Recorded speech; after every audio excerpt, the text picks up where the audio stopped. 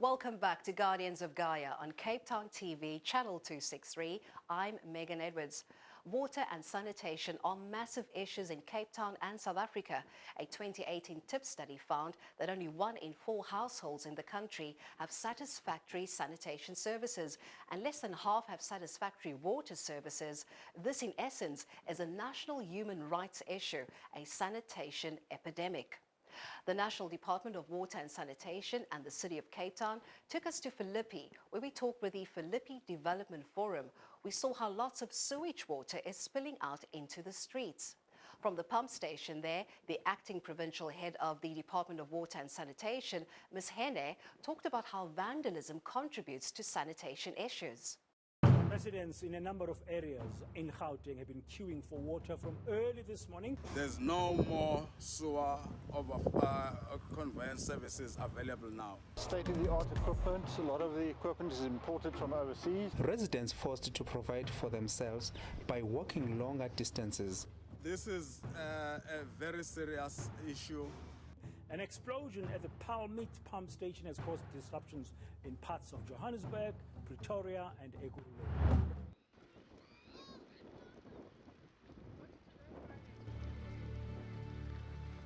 Philippi on the Cape Flats holds a population of more than 200,000 residents. As a settlement, it presents both potential and a range of challenges.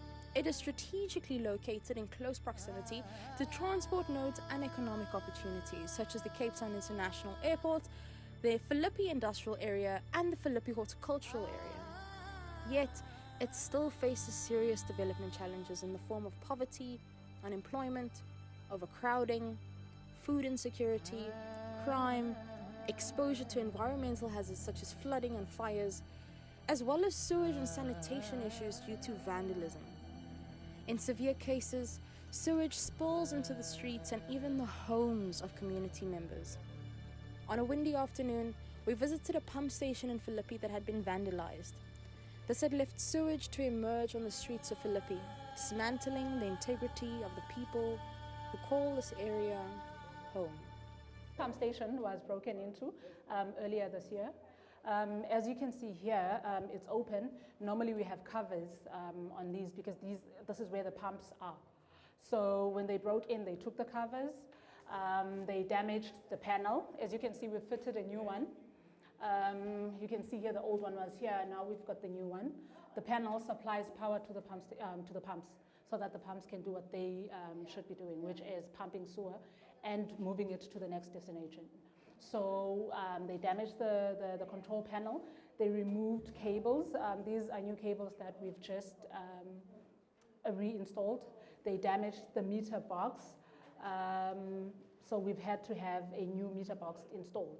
And what was also damaged is the supply cables from the outside, from the kiosk that supplies the entire building to the pump station. They also damaged that. So what happens is when the pump station stops, the sewer backs up in the sewer line, in the sewer pipe, and it eventually pops up in drains.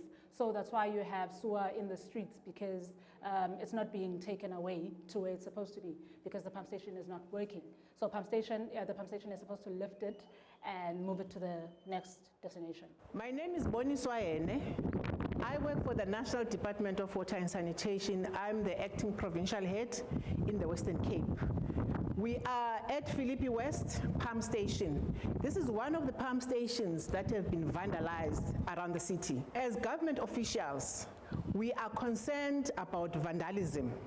Vandalism that has in the recent times happened at a larger scale in the city of Cape Town, I guess other cities as well. This vandalism has caused a lot of other problems. We see the sewer in all the streets of our townships in Cape Town. So as government officials, we are saying we condemn in the strongest sense the vandalism that is happening, and we say vandalism is a criminal offense. Acts of vandalism are acts of crime. If you vandalize government infrastructure, government property, you are committing crime and it is punishable crime. As officials of government, we urge communities to partner with us to fight this scourge, to say to whoever is vandalizing, don't do this because it has massive consequences. Massive consequences for service delivery. We are actually concerned as the National Department of Water and Sanitation with water and sanitation infrastructure. If you target water and sanitation infrastructure like this pump station has been vandalized, you are not going to get services. The other concern that we have is that, officials, colleagues from the city, when they come to these pump station for maintenance, they meet up with robbery. They get injured. In April, an incident happened. Colleagues were robbed, colleagues were injured. This is not, we cannot be proud as government, we cannot be proud as communities to do that because we are the ones who suffer. We are making a call to everyone, those who vandalize and those who take the vandalized materials. We are making a call to the end user, especially the scrap yards. Please refrain from doing this because you are encouraging, further criminality. Make sure that government, develops our communities. If they give us a pump station, we must look after it so that they give us the next service and the next service and the next service. So if we come to these areas and officials are not safe and we are scared and we cannot provide services, we all suffer. The community suffers, the city suffers, the country suffers. So we need to move forward and take care of the development in our own communities. Let us own these infrastructure properties. Let us not say, I'm stealing from government, because we're basically stealing from ourselves.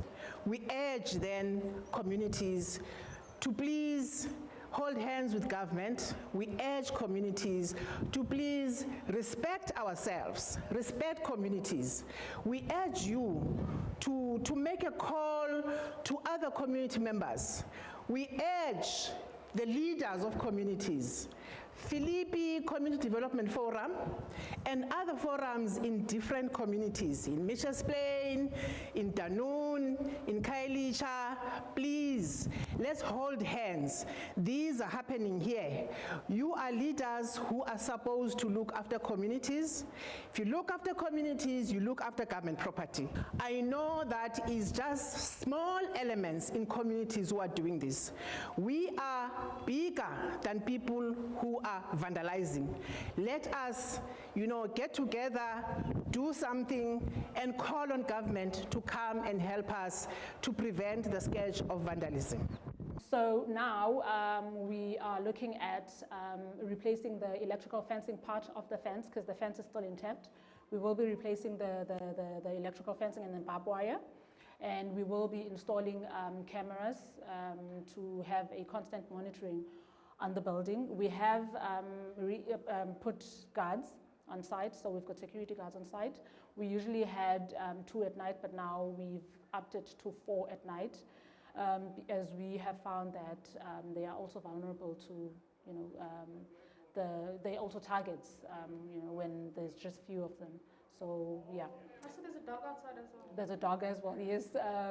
So they let it out at night and then it wanders around the premises or the parameters of the pump station. We urge communities, we plead with you, please report acts of vandalism, report any crime, report and use the number that is on the screen. Thank you. That was Ms. Hene from the National Department of Water and Sanitation condemning vandalism and encouraging communities nationally to work hand in hand with government. Bringing the focus closer to home now, the City of Cape Town's Director of Water Distribution, Mbali Matiwane, gets into the effects vandalism has had on the delivery of water and sanitation services. Sewage stands in puddles all over Philippi, making life unbearable for residents. Many have looked to the City of Cape Town for answers, accountability and solutions. The Director of Water Distribution responds and spells out the impact of theft and vandalism on essential services and infrastructure. My name is Mbali Matiwane. I am the Director of Distribution Services in the City of Cape Town that comprises of the reticulation networks and informal settlement basic services. Firstly, a clean and hygienic living environment is key to protecting our health, safety and dignity. Theft and vandalism of our infrastructure cause pollution and prevent the system from operating as it should. Illegal connections to transformers or electric cables also disrupt the operations of the pump station. This is causing ongoing sewer overflows in many areas in the city. The City of Cape Town condemns vandalism, especially when it directly sabotages service delivery. To date, we've got over 32 pump stations in the City of Cape Town that have been vandalized or impacted by theft of cables, electrical equipment and fencing over the past few months. This includes Philippi West, where we are today. The other sites include Site B pump station in Khayelitsha, amongst others. The Site B pump station was severely vandalized in February this year, and the city has been working non-stop to get it back up and running as quickly as possible. The project is expected to be completed by the end of this month, but the community has experienced sewer spills caused by this vandalism for many months. Here at Philippi West, the same site was vandalized also in January this year, and the electrical control panel was vandalized completely. Cables were cut and stolen, which damages the pipes. Efforts are currently underway to get this pump station operating again. And remember, in order for the city to do this, we have to comply to our supply chain management processes in terms of procurement of equipment. Some of this equipment has a long lead time because it has to be procured overseas, and this delays the restoration of services. The next step for this current pump station is to supply cables back, and because mobile pumps on their own cannot pump for such a long distance, we all know that for sewer to convey, we need gravity main, and in this instance, it's very far to convey, to overpump from one manhole to another. So this is where we need the community to understand the impact of this vandalism. Pump stations help sewage to overflow, to flow uphill towards the wastewater treatment plant. So if these pump stations are not working, the sewer collected at the bottom of the hill will have nowhere else to go except to overflow back in the manholes and onto the streets. Repairs to pump stations can take a while to complete, and overflows can go on for months. So whilst the repair are underway, the city makes efforts to reduce the impact of the sewer spills by using mobile pumps as far as possible. Some of the 32 pump stations have been repaired. Others are either not working or are running on borrowed equipment at reduced capacity. These measures help to ensure that the pumps are functional, but also to such an extent where it is possible to do so. The city is busy with inspections just to confirm how much work, time and money is needed to fully repair these pump stations. The city estimates that the repairs, along with the installation of the enhanced security measures at these pump stations, will cost around 60 million rands. The situation is not simple. Neither is there an overnight solution to the issues faced. Change takes time, while residents continue to live alongside sewage every day. That was Mbali Matiwane, Director of Water Distribution at the City of Cape Town. We take a quick break now, and when we come back, she talks us through blockages, overflows and missing manhole covers, and appeals to the communities to work with the city to ensure healthier environments.